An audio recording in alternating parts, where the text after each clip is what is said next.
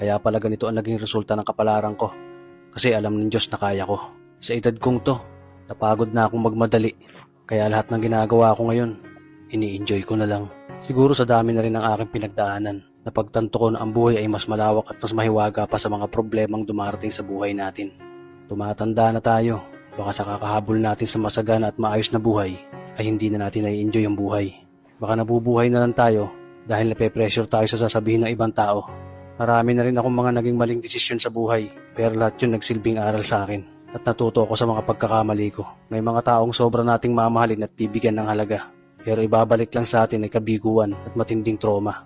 Kaya wag nating lilingunin ng mga taong tulad nila dahil mas payapa kapag hindi ka na interesadong malaman pa kung ano pang balita sa kanila. At wag mong idepende ang sarili mo sa kahit kanino.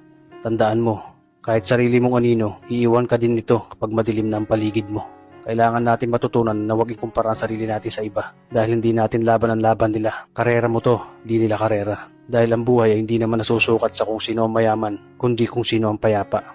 Kaya galingan mo lang palagi tol dahil napakaraming tao mapanghusga, hihilahin ka pababa. At lagi mo tong tatandaan na makakatanggap ka lang ng papuri mula sa kanila kapag patay ka na.